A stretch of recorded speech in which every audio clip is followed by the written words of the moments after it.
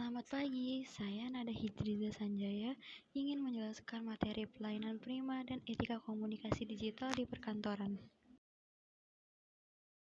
Kalian tahu nggak sih apakah itu pelayanan prima? Pelayanan prima merupakan suatu layanan yang memenuhi standar kualitas sehingga memberikan kepuasan terhadap pelanggan yang datang.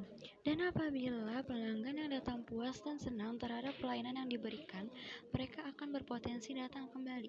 Hal ini bisa membuat mereka menjadi pelanggan tetap atau loyal terhadap perusahaan. Beberapa hal pokok yang menjadi tujuan pelayanan prima sebagai berikut. Yang pertama, memberikan pelayanan yang berkualitas kepada pelanggannya. Yang kedua, membantu pelanggan untuk mengambil keputusan supaya membeli barang atau jasa yang ditawarkan. Yang ketiga, menumbuhkan rasa percaya pelanggan terhadap barang ataupun jasa yang ditawarkan penjual. Yang keempat, menumbuhkan kepercayaan dan kepuasan kepada para pelanggan. Dan yang kelima, untuk menghindari terjadinya berbagai macam tuntutan atau aduan dari pelanggan kepada penjual terhadap produk atau jasa yang dijual. Konsep pelayanan prima. Yang pertama, sikap atau attitude. Sikap atau attitude adalah perilaku atau perangai yang harus ditonjolkan ketika menghadapi pelanggan. Yang kedua, tindakan atau action. Tindakan atau action adalah berbagai kegiatan nyata yang harus dilakukan dalam memberikan layanan kepada pelanggan. Yang ketiga, perhatikan atau attention. Perhatikan atau attention adalah mendengarkan kebutuhan dan keluhan pelanggan yang baik. Kemampuan atau ability adalah pengetahuan dan keterampilan tertentu yang mutlak diperlukan untuk menunjang program pelayanan prima. Penampilan atau appearance, yaitu penampilan seseorang yang baik yang bersifat fisik maupun non-fisik, yang mampu merefleksikan kepercayaan diri dan kredibilitas dari pihak lain. Dan yang terakhir ada tanggung jawab, yaitu suatu sikap keberpihakan kepada pelanggan sebagai suatu wujud kepedulian untuk menghindari kerugian atau ketidakpuasan ke pelanggan. Jenis layanan perkantoran. Yang pertama, ada administrasi umum yang terdiri dari surat menyurat, kearsipan, agenda, dan dokumentasi. Yang kedua, ada administrasi keuangan yang terdiri dari pengelolaan kas kecil, pencatatan transaksi sederhana, dan pembuatan laporan keuangan besar. Dan yang ketiga, manajemen sumber daya manusia yang terdiri dari administrasi kepegawaian dan pengelolaan data personalia. Dan yang keempat, layanan komunikasi dan teknologi yang terdiri dari pengelolaan komunikasi, penggunaan software perkantoran. Dan yang kelima, layanan khusus atau pendukung. Yang pertama ada humas atau hubungan masyarakat, dan keprotokolan dan layanan pelanggan. Peran komunikasi digital di kantor. Yang pertama, saling bertukar informasi. Melalui komunikasi kantor, perusahaan atau organisasi bertukar informasi dengan pihak-pihak internal maupun eksternal.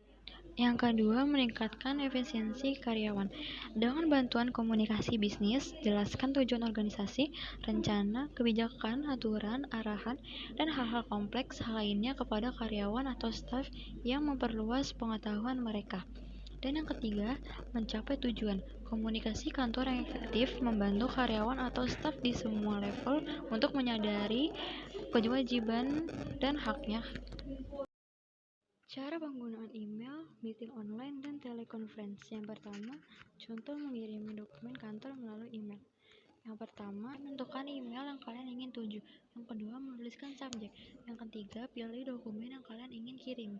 Dan yang keempat, tulis tujuan kalian mengapa ingin mengirimi dokumen tersebut. Yang kelima, tulis nama kalian, jabatan, perusahaan. Contoh penggunaan meeting online. Sebuah karyawan melakukan rapat mingguan melalui Zoom atau Google Meet. Tim mempresentasikan proses proyek kepada manajer atau klien. Contoh penggunaan telekonferensi yang digunakan sebagai sarana komunikasi jarak jauh yang memanfaatkan teknologi internet dan perangkat digital. Contohnya, dalam bidang pendidikan, guru dan siswa dapat melaksanakan kegiatan belajar mengajar secara daring melalui aplikasi seperti Zoom atau Google Meet ketika tidak memungkinkan untuk bertatap muka langsung. Etika komunikasi digital perkantoran. Yang pertama, ada tata krama menjawab telepon. Pastikan untuk selalu sigap dalam menjawab telepon. Hindari membiarkan telepon berdering lebih dari 3 kali. Kejelasan atau artikulasi saat bertelepon sangat penting agar informasi yang didapat akurat. Sopan dalam memperhatikan penggunaan waktu. Yang kedua, teknik dasar menjawab telepon. Menguasai teknik operasional dalam bertelepon. Transmitter dipegang sejajar dengan bibir kurang lebih dari 2 jari dan mulut. Menyebutkan nama perusahaan terlebih dahulu dan diikuti nama pribadi diperlukan. Tidak berteriak dalam menjawab telepon. Akhiri pembicaraan dengan sopan. Yang ketiga, pencatatan informasi. Nama dan alamat penelpon atau identitas, nomor telepon, keperluan atau tujuan melakukan panggilan, waktu dan tanggal panggilan berlangsung. Yang keempat, persiapan sebelum melakukan panggilan. Pastikan nomor telepon yang akan dituju sudah benar. Pembicaraan yang akan dibahas. Bila diperlukan, siapkan alat tulis dan dilakukan pengecekan pada pena untuk memastikan bisa digunakan. Yang kelima, ada cara menelepon dengan benar. Pastikan kalian menekan nomor telepon yang benar. Menyebutkan identitas terlebih dahulu. Apabila terjadi salah sambung, segeralah meminta maaf. Sampaikan tujuan dan maksud kalian untuk menelepon. Akhiri pembicaraan telepon dengan sopan. Meletakkan atau menutup telepon dengan perlahan. Studi kasus digital perkantoran. Yang permasalahannya ada di pengarsipan dokumen fisik tidak teratur. Pembuatan dan disposisi surat lambat, absensi pegawai masih menggunakan tanda tangan manual, resiko kerusakan dan kehilangan dokumen tinggi. Solusi digital perkantoran menerapkan sistem digital perkantoran berupa e-voice untuk pengolahan surat masuk dan keluar, cloud storage untuk penyimpanan arsip digital.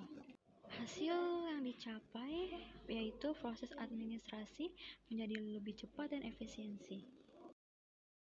Kesimpulan, pelayanan Prima menekan pada sikap ramah, responsif, tepat waktu, serta berorientasi pada kepuasan pelanggan atau pihak yang dilayani. Sementara itu, etika komunikasi digital berperan dalam menjaga kesopanan, kejelasan pesan, keamanan informasi, serta profesionalisme dalam penggunaan media digital seperti email, aplikasi pesan instan, dan platform. Dengan penerapan pelayanan Prima yang didukung oleh etika komunikasi digital yang baik, lingkungan kerja perkantoran dapat berjalan lebih harmonis, efisien, dan terpercaya. Sekian presentasi yang bisa saya sampaikan. Terima kasih, selamat pagi.